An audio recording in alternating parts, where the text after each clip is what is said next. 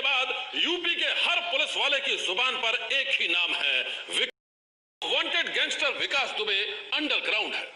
Police उसे सरगर्मी से तलाश कर रही है, लेकिन विकास दुबे के अलावा एक और नाम यूपी पुलिस को परेशान कर रहा है और वो नाम है ऋचा दुबे। विकास दुबे की पत्नी और उसकी सबसे बड़ी राजदार ऋचा दुबे। कानपुर हत्याकांड की तफ्तीश के दौरान ऋचा दुबे के बारे में कई चौंकाने वाले खुलासे हो रहे हैं और गैंगस्टर विकास दुबे की बेगम ऋचा दुबे के रहस्य ने सारे शहर में फैला दी है सनसनी।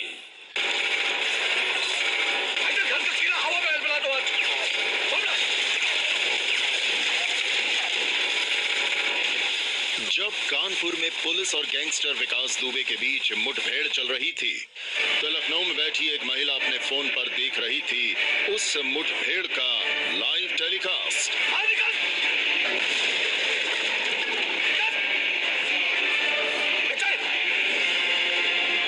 जब कानपुर में 8 पुलिस वालों की तो लखनऊ में बैठी उस महिला के मोबाइल फोन में कैद हो रही थी खौफनाक मंजर की एक एक तस्वीर।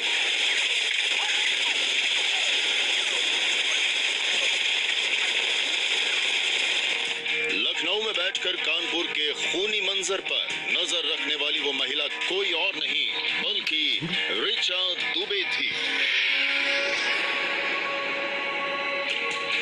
गैंगस्टर विकास दुबे की पत्नी और सबसे बड़ी राजदार है ऋचा दुबे। सूत्रों के मुताबिक गैंगस्टर विकास दुबे की पत्नी ऋचा दुबे ने लखनऊ में अपने इसी घर के अंदर एक कंट्रोल रूम बना रखा था, जहां से वो कानपुर हत्याकांड की एक एक तस्वीर पर नजर रख रही थी। विकास दुबे के अपराध में उसकी पत्नी ऋचा दुबे भी बराबर की सहभागी थी, ये बात पुलिस के सूत्र कह रहे हैं। पुलिस के सूत्रों के मुताबिक ऋचा दुबे रहती लखनऊ में थी और बच्चों को लेकर साथ में रहती थी, लेकिन यहाँ उसके मोबाइल में जो सीसीटीवी कैमरा कानपुर के गांव में लगा था उसका एक्सेस था और यहाँ बैठे बैठे अपने मोबाइल में कानपुर में बिकरू गाँव की हर गतिविधि वो देखती रहती थी। और जब भी कभी पुलिस विकास दुबे के यहाँ गश्त करने आती थी, कुछ पूछताछ करने आती थी, तो उस वीडियो को यहाँ लखनऊ से निकालकर वो सोशल मीडिया पे वायरल करती थी और कोशिश ये करती थी कि कहीं पुलिस कोई एनकाउंटर ना करे, इसलिए पहले से ही फुटेज अपने पास रखे। तो इस तरह के तमाम ऐसी बातें अब निकलकर जांच में सामने आ रही हैं, जिसमें विकास दुबे की पत्नी भी आरोपी मानी जा रही है।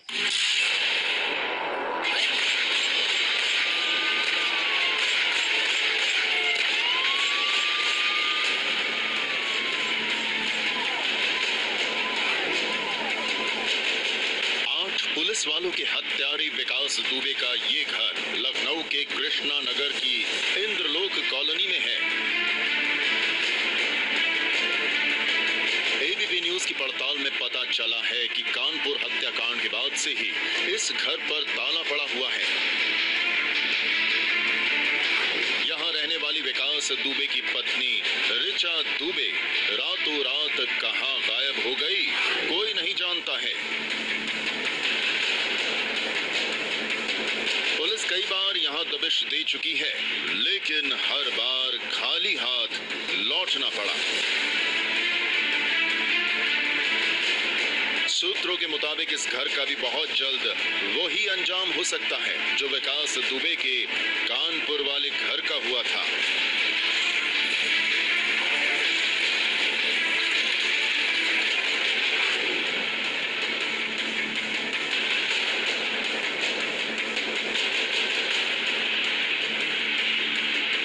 से लेकर वो जो पीछे की तरफ गेट है वो पूरा एक स्कूल का हिस्सा था, पीछे भी आपको दिखाऊंगा, लेकिन स्कूल नहीं चला और उसके बाद जो स्कूल के मालिक था उस स्कूल के मालिक ने इस मकान को किसी बिल्डर को बेचा और बिल्डर ने इस मकान के 4 हिस्से किए और 4 हिस्से करके 4 अलग अलग लोगों को बेचा।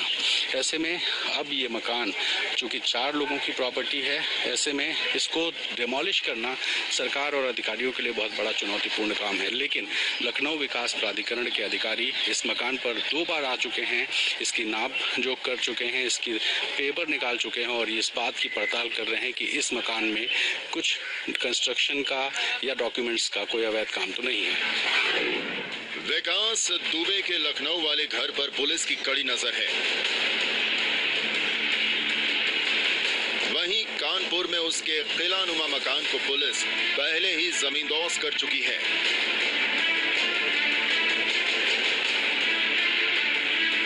मकान के मलबे में कई टूटे हुए सीसीटीवी कैमरे बिखरे हुए हैं। ये वही कैमरे हैं जिनके जरिए लखनऊ में बैठकर पूरे घर पर नजर रखती थी गैंगस्टर विकास दुबे की बेगम ऋचा दुबे।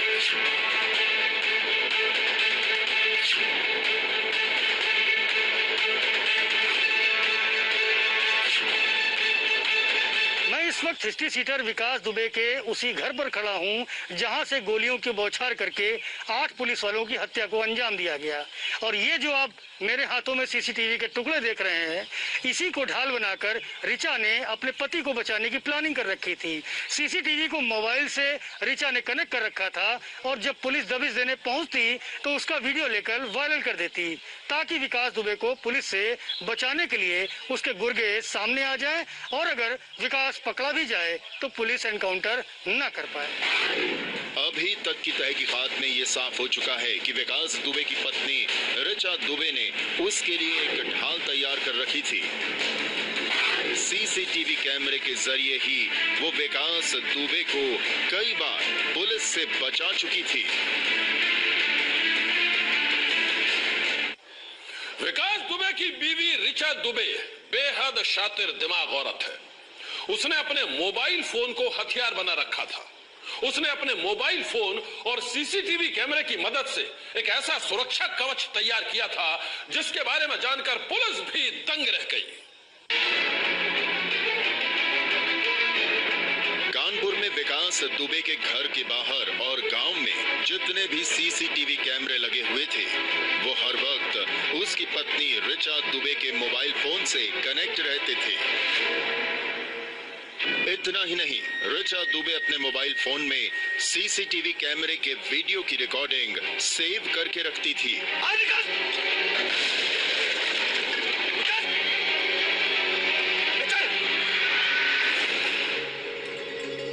और जब भी कभी कानपुर पुलिस विकास दुबे की तलाश में उसके गांव में दबिश देती थी तो वो पुलिस एक्शन का एक एक वीडियो विकास दुबे के गुर्गों तक पहुंचा देती थी। कहा जाता है कि विकास दुबे के एक इशारे पर वो तमाम वीडियो सोशल मीडिया पर वायरल हो जाते थे। इसके पीछे मकसद था पुलिस पर दबाव बनाना ताकि अव्वल तो पुलिस विकास दुबे को गिरफ्तार ही न कर पाए और अगर वो पुलिस के हत्थे चढ़ भी जाए तो पुलिस उसका एनकाउंटर न कर पाए।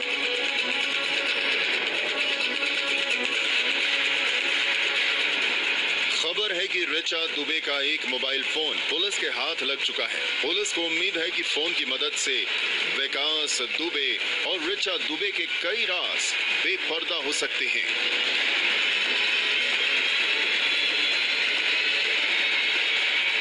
पुलिस ने ऋचा का मोबाइल तो जब्त कर लिया है लेकिन ऋचा तक पुलिस नहीं पहुंच पाई है।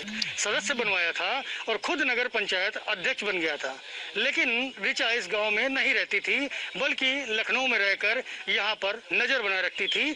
मतलब विकास के साथ न होकर भी वो साय की तरह विकास दुबे के साथ रहती थी। अभी तक की तहकीकात से एक बात तो बिल्कुल साफ हो चुकी है कि यूपी में गुनाह की दुनिया का बदनाम बादशाह है विकास दुबे और उसकी बेखौफ बेगम है ऋचा दुबे। उन दोनों का रिश्ता करीब 20 साल पुराना है। आप ये जानकर हैरान रह जाएंगे कि करीब 20 साल पहले एक छोटी सी लव स्टोरी से शुरू हुई थी विकास और ऋचा के रिश्ते की शुरुआत।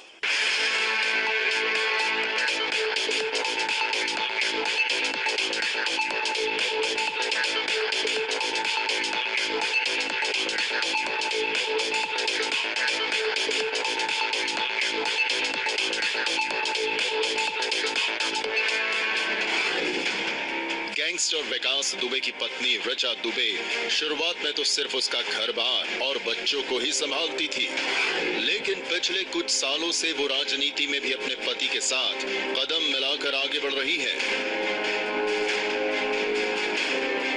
पूरे इलाके में इस बात की चर्चा है कि विकास दुबे ने धन बल और बाहुबल के दम पर ही ऋचा दुबे को राजनीति में आगे बढ़ाया और विरोधियों को रास्ते से हटाने के लिए उसने हर हथकंडा आजमाया।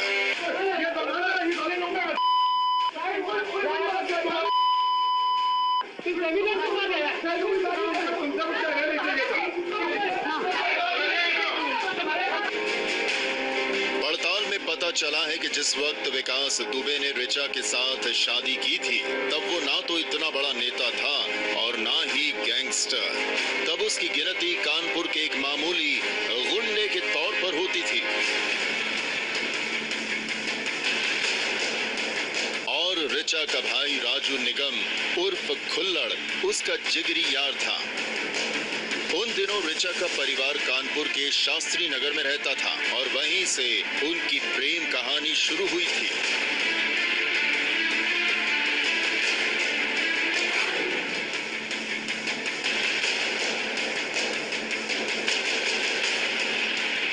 एबीपी न्यूज संवाददाता संजय त्रिपाठी जब वहां पहुंचे तो उनकी लव स्टोरी के कई राज खुल गए। विकास का करीबन 2000 से पहले आया था। अच्छा। हाँ, आने जाने के बाद शादी हुई। अच्छा, तो मतलब संबंध उसके राजू खुल्लर से थे, जो रिचा का भाई था। हाँ, जो रिचा का भाई था। अच्छा। खुल्लर भी अपराधी किस्म का था। अच्छा। हाँ, इस वजह दोनों लोगों में अच्छा मित्रता हो गई। उसके बाद वहाँ मर्डर हुआ संतोष शुक्ला वाला। उसके बाद एक दो बार ही कभी आए, फिर नहीं आए। पड़ोसियों का कहना है कि विकास दुबे बरसों पहले रिचा के भाई राजू निगम उर्फ खुल्लड़ की दोस्ती का फायदा उठाकर इस घर में दाखिल हुआ था, लेकिन जल्द ही उसने रिचा के दिल के दरवाजे पर दस्तक दे दी और दोनों शादी के बंधन में बंध गए। लोगों का कहना है कि रिचा का भाई राजू उर्फ खुल्लड़ हमेशा से ही विकास दुबे के गुनाहों में सीधे तौर पर शामिल रहता था और अब रिचा उसकी सबसे बड़ी हमराज बनी हुई है। ये वो घर है, उसका आंगन है जहां रिचा दुबे जो विकास की पत्नी है वो बड़े छोटे से लेकर के बड़ी हुई है। और शास्त्री नगर ऐसा इलाका है जहां एक वक्त था जब तमाम बड़ी बड़ी आपराधिक वारदातें होती थी, तमाम बड़े अपराधी यहाँ रहते थे और तभी विकास का यहाँ पर आना जाना होता था। विकास दुबे और रिचा के दो बेटे हैं। बड़ा बेटा विदेश में मेडिकल की पढ़ाई करता है और छोटा बेटा लखनऊ के स्कूल में पढ़ता है। पुलिस सूत्रों के मुताबिक इन दिनों बड़ा बेटा भी लखनऊ आया हुआ था।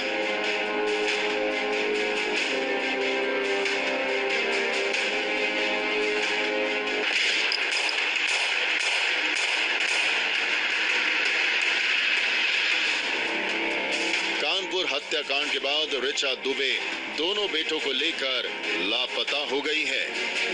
विकास दुबे के गुनाहों की कुंडली खंगालने के लिए अब यूपी पुलिस के लिए उसकी बीवी रिचा का रहस्य सुलझाना बहुत जरूरी हो गया है।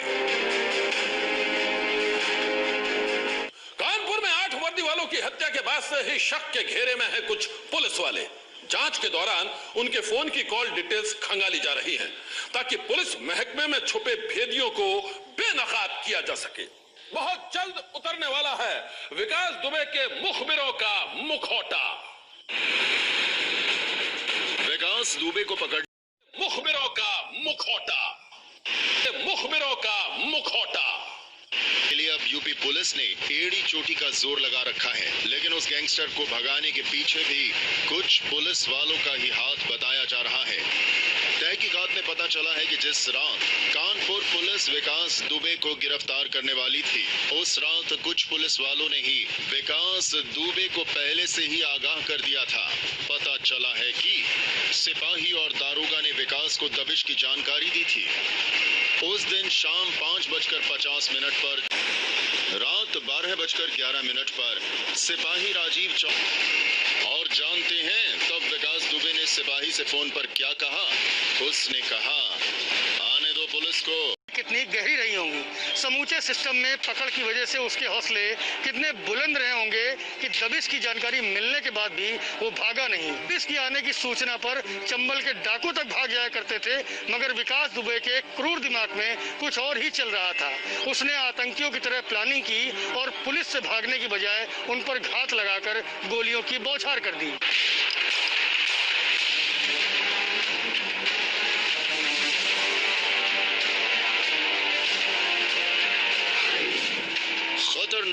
साथ ही विकास दुबे ने पुलिस वालों को संभलने तक का मौका नहीं दिया और में ही गायब हो गया। और ऐसा गायब हुआ कि अभी तक हाथ नहीं आया है। करीब 5 दिन की मशक्कत के बाद भी यूपी पुलिस विकास दुबे और उसकी पत्नी, उसके कुछ घरेलू नौकर जरूर पुलिस के हत्थे चढ़े हैं। विकास दुबे का साथ देने वाली नौकरानी समेत 3 लोगों को पुलिस ने गिरफ्तार किया है। इसके साथ ही पुलिस ने विकास दुबे के 12 सहयोगियों की लिस्ट जारी करके लोगों से उनका सुराग देने की अपील की है। विकास दुबे के खासम खास बताए जाते हैं। सनसनी के लिए ब्यूरो रिपोर्ट। कानपुर हत्याकांड की जांच के दौरान पुलिस महकमे के कई बड़े अफसर भी शक के घेरे में हैं। ऐसे ही एक अफसर हैं डीआईजी अनंत देव। कुछ घंटे पहले तक वो एसटीएफ के डीआईजी थे और गैंगस्टर विकास दुबे के खिलाफ जांच कर रहे, हटा दिया गया है। ये तो सिर्फ शुरुआत है। अभी इस मामले में कई उठापटक होने वाली है और हर अपडेट पर बनी हुई है